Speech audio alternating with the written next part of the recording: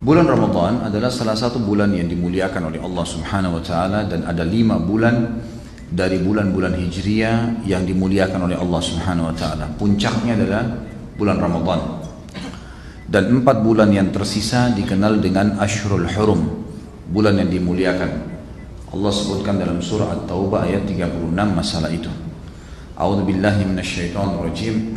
Inna iddatash syuhuri indallahi 12 syahran fi kitabillah Yauma khalaqas samawati wal arda minha arba'atun hurum.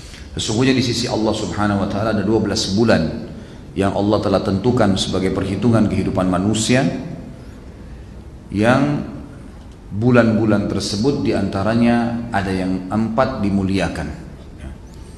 Di sini 12 bulan ulama tafsir sepakat mengatakan ada bulan-bulan Hijriah dari Muharram sampai Dzulhijjah. Muharram, Safar, Rabiul Awwal, Rabiul Tsani, Jumadil Ula, Jumadil Tsani, Rajab, Sya'ban, Ramadan, Syawal, Dzulqa'dah dan Dzulhijjah.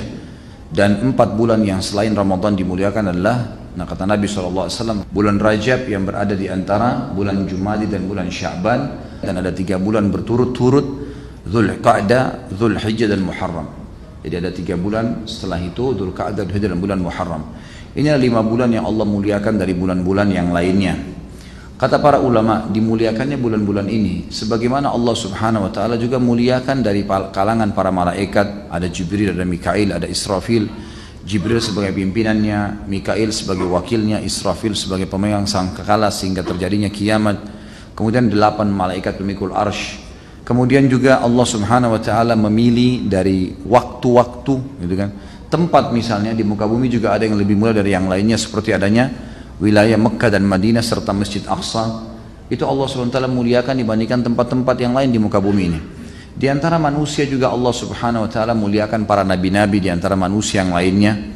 Kemudian juga waktu. Ada di antara hari-hari, misalnya hari Jumat lebih baik daripada hari yang lain. Ada bulan Ramadan dan 4 bulan tadi dan seterusnya. Ini kuasa Allah Subhanahu wa taala dalam menjadikan bulan-bulan dan waktu-waktu, malaikat-malaikat tadi, manusia-manusia, tempat-tempat lebih mulia satu dibandingkan yang lain. Tetapi tidak ada di sisi Allah Subhanahu wa taala waktu yang sial. Semuanya waktu itu baik.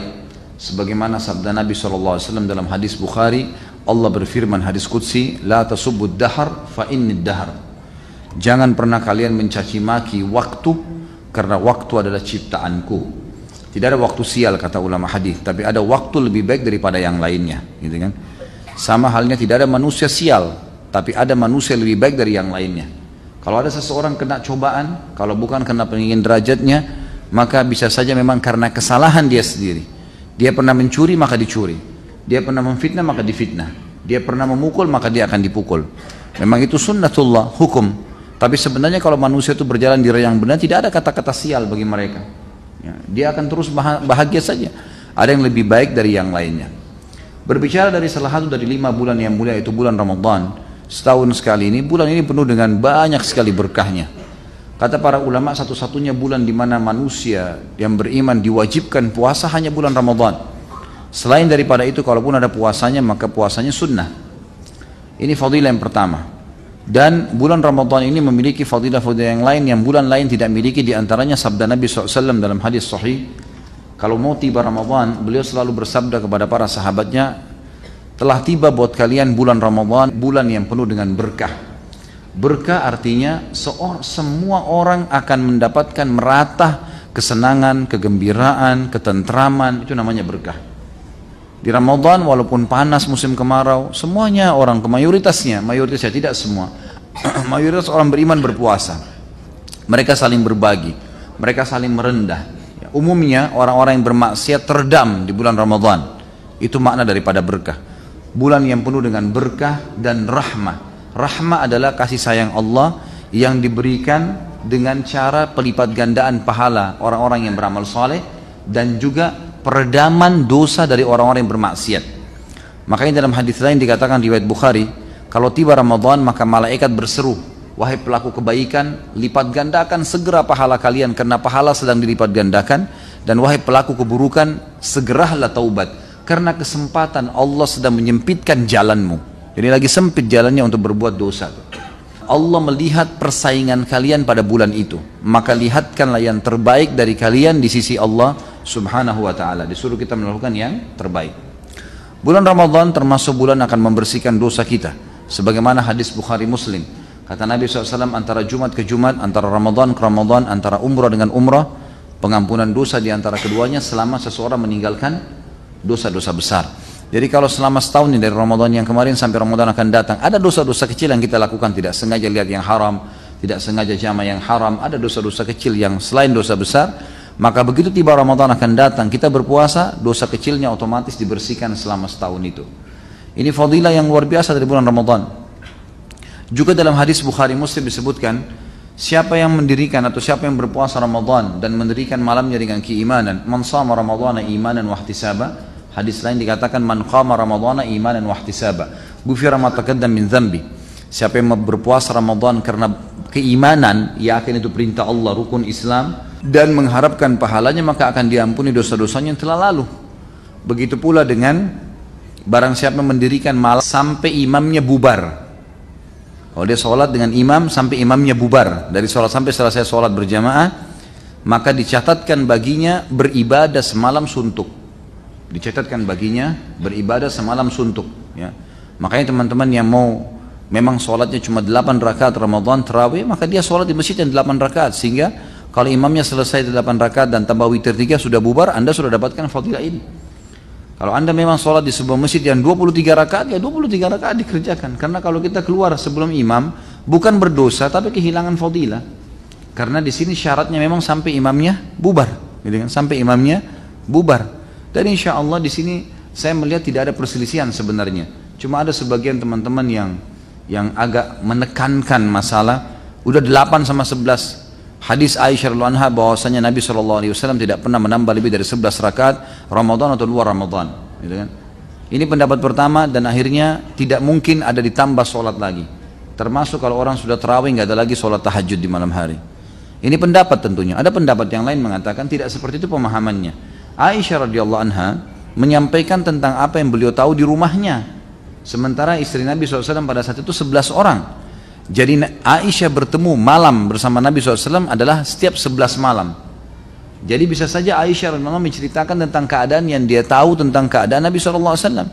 Karena ternyata Umar bin Khattab yang juga sering mengambil hukum dari anaknya Hafsah, salah satu istri Nabi SAW juga yang lain, Umar bin Khattab melengkapkan sholat tarawih dari 8 menjadi 20. Karena berpegang pada hadis Qiyamul Lail mathna mathna, sholat malam 2 rakaat, 2 rakaat. Artinya boleh berapa rakaat saja, yang penting dia dilakukan pada malam hari. Maka Umar bin Khattab melakukan sampai 20 rakaat dan witir tetap 3. Dan ini bukan perbuatan yang baru, gitu kan? Ini perbuatan yang memang sudah ada dasarnya. Kemudian pada saat Umar ditanya, kenapa anda lakukan ini? Kata Umar, ni'ma bid'ah hadhihi. Ini sebaik-baik bid'ah. Ini juga banyak orang salah faham nih. Dianggap Umar buat bid'ah. Umar di sini bermaksud dengan bid'ah secara etimologi, bahasa. Karena Umar bin Khattab tahu sholat tarawih dasarnya sudah ada. Sudah ada sebelumnya, bukan tidak ada. Sudah ada. Dan beliau berpegang pada hadis yang kata Nabi SAW, Qiyamul Lail 2 rakaat, maka beliau berpegang. Maka bukan bid'ah yang istilah di sini. Karena kalau bid'ah istilah berarti Umar mengarang apa yang tidak ada, gitu kan? Dan juga Umar bin Khattab di sini termasuk salah satu dari Khulafaur Rasyidin. Khulafaur Rasyidin. Makanya ulama-ulama yang ada berpegang di Haramain Mekah dan Madinah, mereka sholat 23 rakaat karena menganggap bahwasanya Umar bin Khattab memang berijtihad sesuai dengan pemahaman beliau yang diambil dari anaknya Hafsah. Kalau sholat malamnya Nabi SAW tidak fokus ke 11 rakaat saja, tapi memang bisa lebih daripada itu, bisa lebih daripada itu. Dan Umar sangat jeli tentang masalah bid'ah, tidak mungkin sembarangan. Maka di sini bid'ah yang dimaksud adalah ini yang saya lakukan. Kalaupun kalian katakan bid'ah, kata Umar, ini adalah bid'ah yang baik. Maksudnya adalah ini ada landasannya, bukan tidak ada. Cuman saja berbeda pendapat karena dalil yang ada. Itu yang dimaksudnya. Baik, sholat malam tarawih kalau dikerjakan, atau sholat malamnya tahajud kalau dikerjakan karena keimanan dan mengharapkan pahalanya, akan diampuni dosa-dosanya yang telah lalu. Dan ini sebuah fadilah yang luar biasa. Sebuah fadilah yang luar biasa. Kita tahu juga di bulan Ramadan ada malam lebih baik daripada 1000 bulan. Lailatul Qadar yang masyhur. Sampai Allah turunkan surah Al-Qadar, gitu kan? Khairun min alfi syahr. Lebih baik daripada 1000 bulan atau sama dengan 83 tahun plus 4 bulan. Ini juga sebuah fadilah tersendiri, di mana ya Nabi SAW diperintahkan oleh Allah untuk menyampaikan tentang malam itu, dan malam itu Allah Subhanahu Wa Taala menentukan takdir setahun ke depan. Sebenarnya tolok ukur kata para ulama, ya, bagaimana seorang Muslim mengetahui takdir dia setahun ke depan itu dari Lailatul Qadar ke Lailatul Qadar, ya. Karena memang di sini penentuannya. Makanya dalam hadis Bukhari, waktu Aisyah bertanya radhiyallahu anha, ya Rasulullah, apa yang saya harus lakukan kalau saya dapatkan Lailatul Qadar? Maka kata Nabi SAW, perbanyaklah Allahumma innaka afuun tuhibbul afwa fa'fu anni. Kata Nabi SAW, siapa yang puasa satu hari di sisi Allah, satu hari saja, wajib atau sunnah, tentu didahulukan wajib di sini, maka Allah akan jauhkan dia dengan satu hari puasa itu 70 tahun dari api neraka. Dan Ramadan kita tahu 30 hari kita berpuasa.